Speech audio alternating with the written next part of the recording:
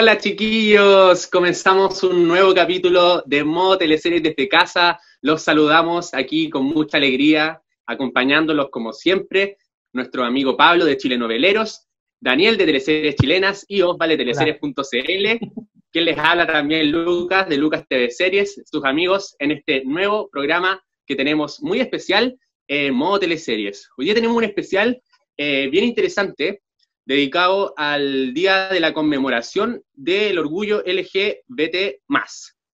Así que vamos a conversar sobre eso hoy día, tenemos un entretenido especial. Así que eso, chiquillos. ¿Cómo están todos? Bien, ¿cómo estás tú, Súper bien, Lucas? sí. Súper bien, un poco aburrido del encierro, pero aquí estamos, acompañándolos. Sí, voy a agradecerle también a la gente que está en sus casas, que siempre nos sintoniza, nos acompaña, nos comenta. También agradecer a los que nos siguen ahora en Instagram. ¿Verdad? Sí, tenemos nuevo Instagram. Sí. Instagram. Síganos, @modoteleseries. Ahí van a tener todas las noticias y novedades. Lucas, adelantaste un poco de que se va a tratar el tema de hoy, pero contextualicémoslo, para los que no saben. Eso. Bueno, hoy 28 ¿Pablo? de junio se celebra el Día Internacional del Orgullo LGBTIQ+, también conocido como el Día del Orgullo simplemente. La sigla apela a la diversidad sexual que incluye a lesbianas, gays, bisexuales, transexuales y otras comunidades. Excelente. Exacto. Y bueno, pero ¿por qué? Claro, ¿por qué? ¿Por qué se celebra el 28 de junio? Sí. Bueno, este nació a partir de los disturbios en el pub Stonewall en Nueva York en 1969, que es considerado como un hito para el inicio de las luchas del colectivo homosexual en Estados Unidos y en el mundo. Es una fecha que consiste en una serie de eventos, normalmente son colores, carnavales, fiestas, en las calles donde lo importante es luchar por la igualdad, la dignidad, el fin a la discriminación, a la criminalización, odio y violencia aún presente en el mundo contra las personas LGBTIQ+. Pero ahora, por producto de la pandemia del COVID, habrá que celebrarlo y conmemorarlo desde la casa. Exacto. Así es. Según entiendo, una de las primeros motivos que tenía esto era visibilizar, ¿verdad? Pero hoy en día ya está más presente la comunidad. Ahora lo que están buscando es la igualdad de derechos. Y claro, bueno, luchar por los derechos, tal como se han dado muchos movimientos también, el movimiento feminista, el Día de la Mujer, que también viene de un suceso particular.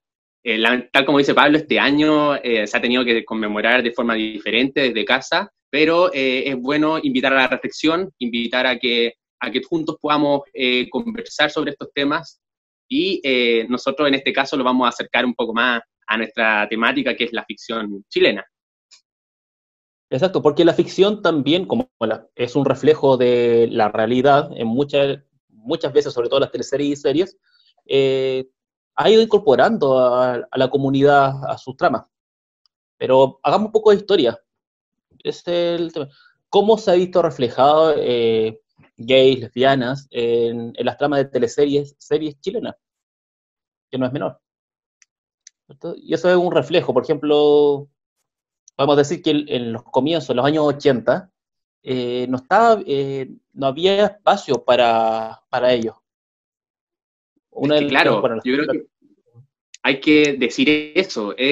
La temática se ha abierto ahora, en los últimos 20 años, en las teleseries, abiertamente, a tratarlo.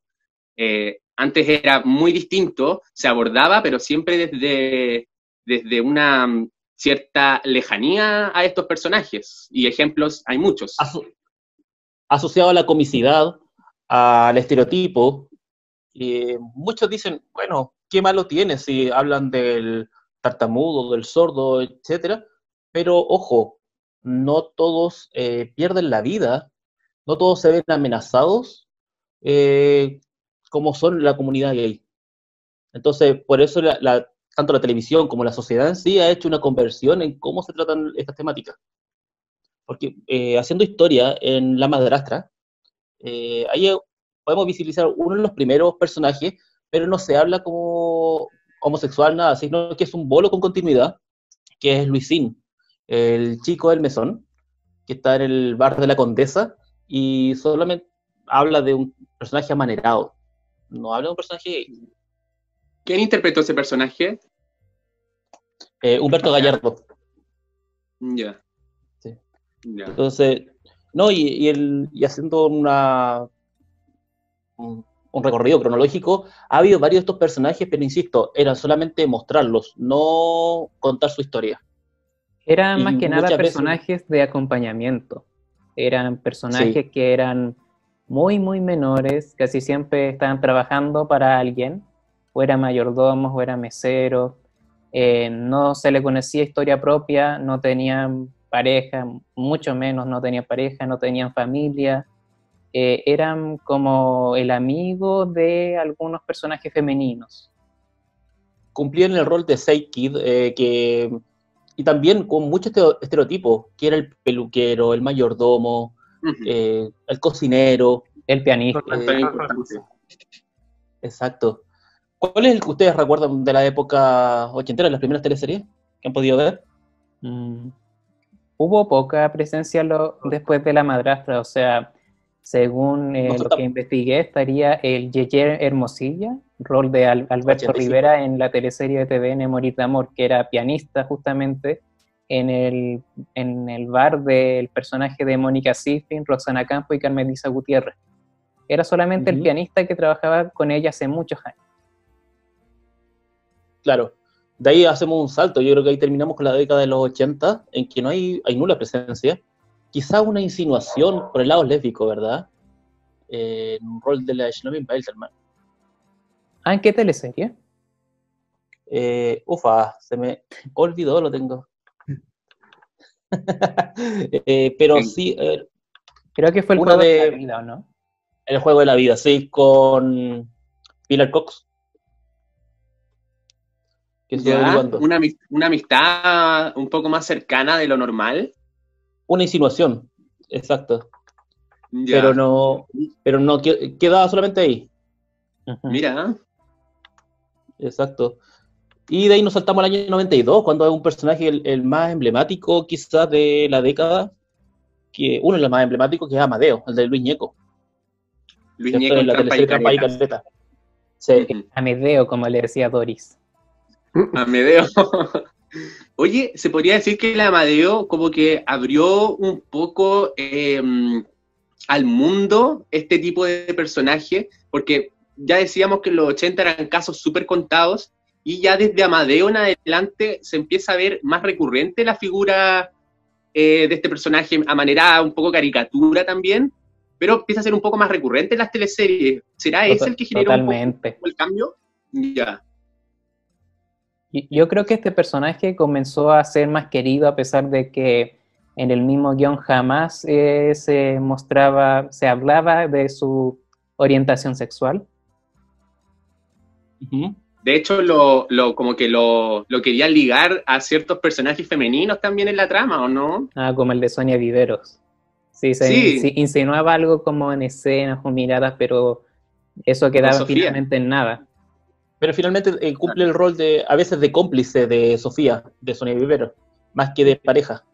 Cómplice de Sofía, de Doris y de Don Max. Don Mac. Sí, aunque al final le insinúan una pareja para él, que es Juanito Lyon, interpretado por... No, es Federico Chopin. Perdón, Federico Chopin. Sí. Federico Chopin, que es Claudia Redondo en un último capítulo, que también es como Amadeo, que es un mozo mucho más amanerado que... Oye, qué osado igual. Año 92. Es que encuentro que las el tema del perfil, del mismo perfil, de los prejuicios, como de las mismas profesiones. Sí, sí. Siempre ligado a las mismas áreas. Sí.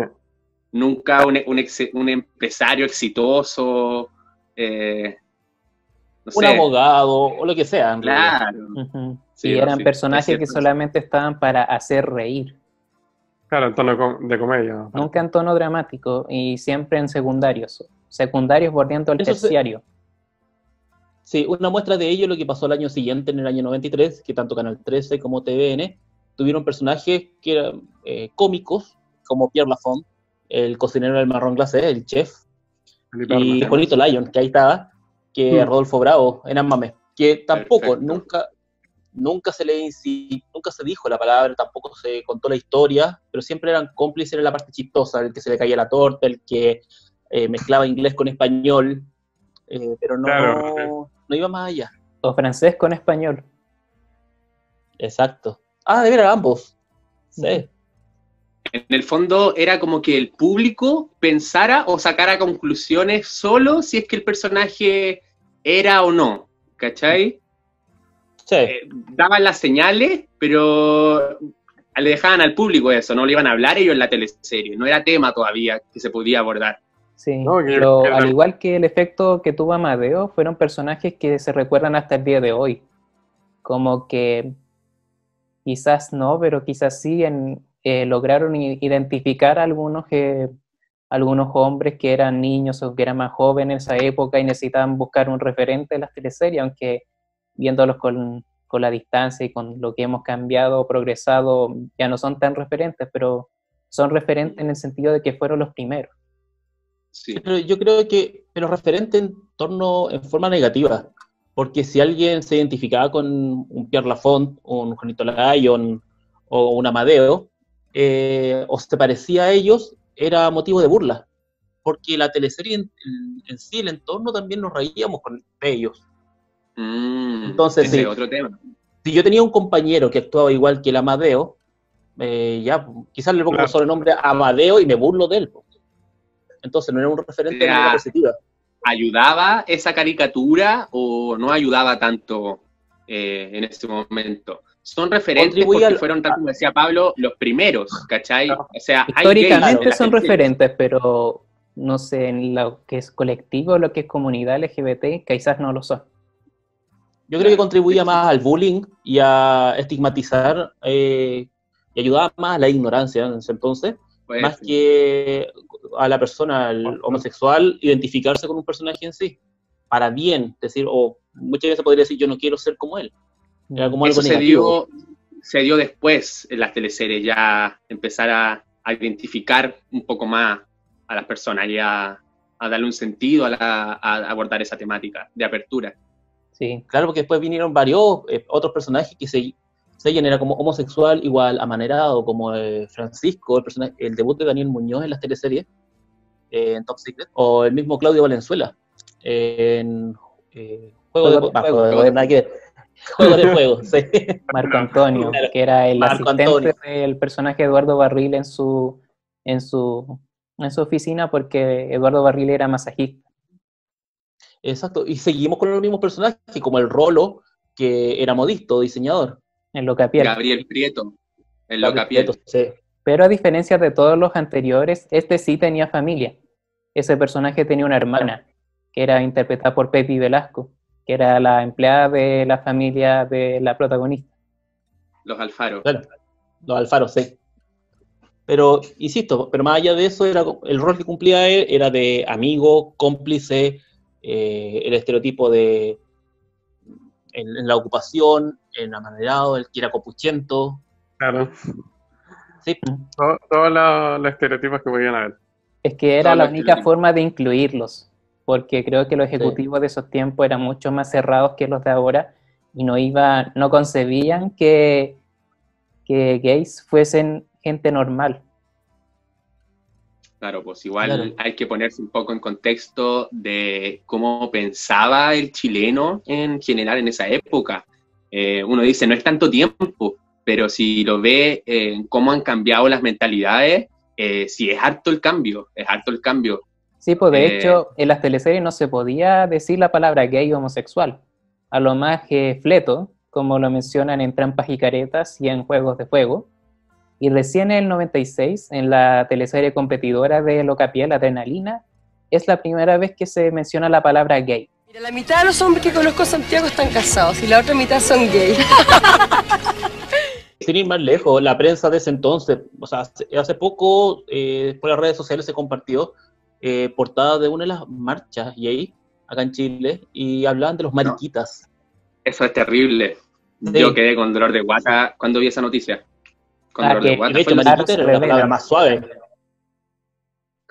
sí, no, fue que era del año terrible. Creo que era en los 73, 70. antes del golpe. Sí, 73. Exacto. Entonces, claro, si la prensa, que supuestamente ocupa un lenguaje más formal, habla de los mariquitas, más el humor que tampoco contribuía, sino que ridiculizaba, la teleserie tampoco se podía hacer cargo de algo que en el contexto más serio no se hablaba como tal. Hay ciertos autores que le ponen un poco más de énfasis al tema, como por ejemplo tú dijiste Arenalina, que se dijo por primera vez la palabra, Pablo Illanes, ¿ya? Que posteriormente trató también la temática, y pienso también en Jorge Marchant, que introdujo el personaje de Amadeo, como para dar un poco de que los autores también debe haber alguna intención en eso, en ciertos autores de querer abrir la temática, y quizás hubo en algún momento cierta discusión con ejecutivos, deben haber habido muchas en esa época. Ujú. Claro, porque Amadeo me parece que viene de la versión original de Trampas y Caretas. Pero el incluirlo en Chile ya es un avance para esos años. Claro, perfectamente pudieron haberlo sacado y chao. Exacto. ¿Cómo se ha hecho? Otros personajes que van en la categoría del amanerado en la ficción televisiva fueron Haroldo, personaje de Carlos Concha en el programa de humor Tutti Quanti. Claudio Valenzuela se hace más famoso interpretando al Cochihuás en el programa de humor Nada que ver con Chile. De hecho, hay algunos en internet que dicen que su personaje en Juegos de Fuego fue la génesis para que él después se repitiera este arquetipo. Y también está Erto Pantoja en un capítulo de Sucumbir a la Comedia, la segunda temporada, en el spin-off, en formato sitcom de la teleserie. Él se llama Isaías. Es muy divertido ese capítulo. Sí. Y así termina el siglo XX y pasamos al siglo XXI.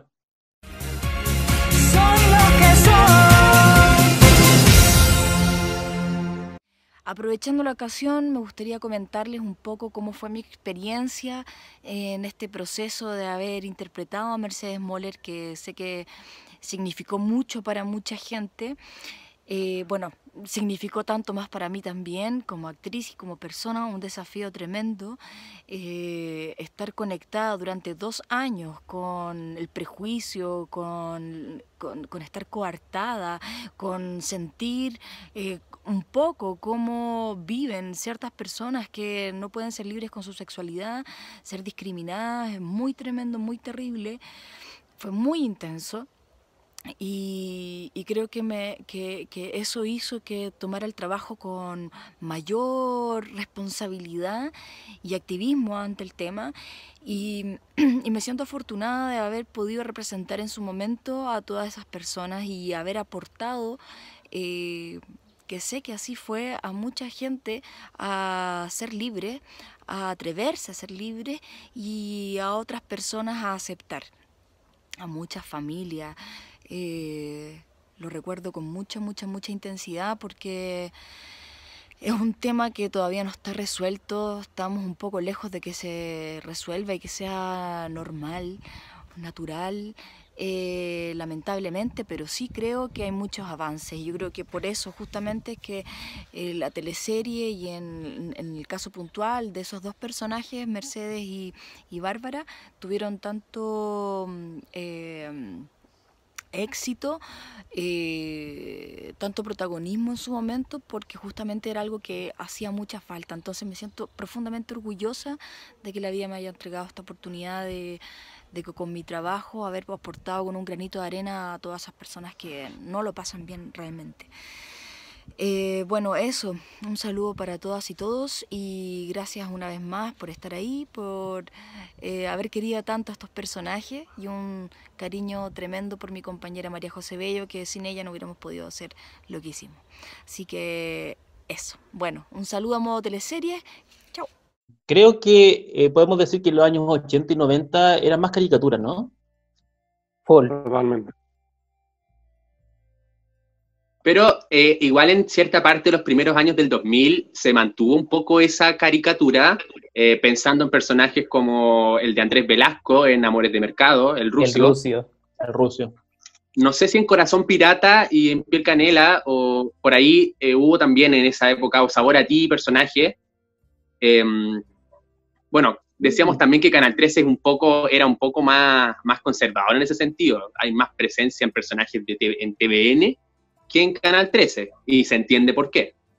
Tenía limitancias por su línea editorial, pero qué bueno que nombraste a Piel Canela, porque ahí, como la teleserie no era muy vista, se tomaron licencias para crear una atracción entre el personaje de Vicuña y Valenzuela, como que el personaje de Valenzuela tenía una obsesión, un amor por Gabriel.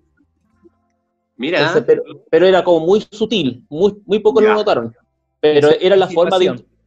Una insinuación, era muy sutil era la forma de introducir eso, porque en Canal 13 obviamente no tenía cabida en ese entonces. Nada explícito. Pero nuevamente Pablo Illanes. Exacto. Yo creo que debe haber una libertad a raíz del bajo rating que estaba teniendo Piel Canela. Claro, justamente porque como tenía bajo rating, los ejecutivos, me imagino, no ponían tanto ojo a la teleserie.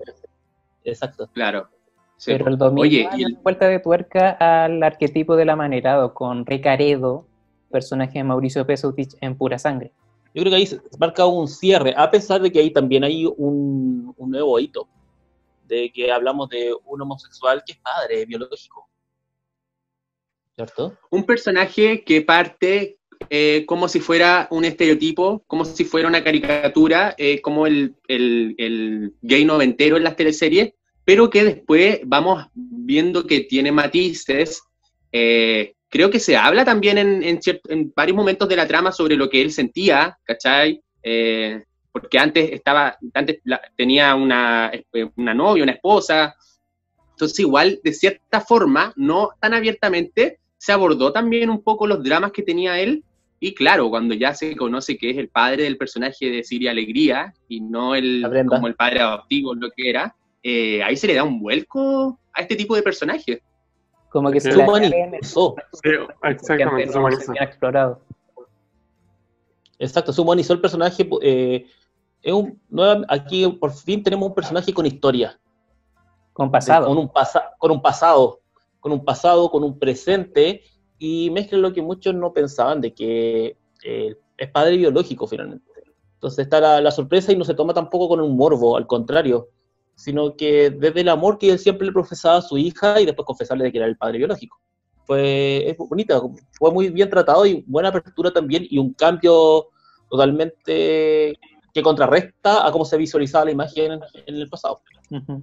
Pero quizá sutilmente en el aspecto lésbico también hubo un hito un año antes de Pura Sangre que marcó un precedente, aunque sin serlo, pero siéndolo. Algo medio. ¡Ah! Sí, pues. Histórico, Pampelición. El famoso beso de Inés, sí. O sea, de Florencio. De Florencia. Que de Florencia. En la prensa fue tildado como el beso lésbico. Claro, porque la prensa es la prensa. ¿no? O sea, en el fondo lo fue. En el fondo lo fue, solo que uno de los dos personajes no tenía conciencia de eso, que era el del Amparo Noguera.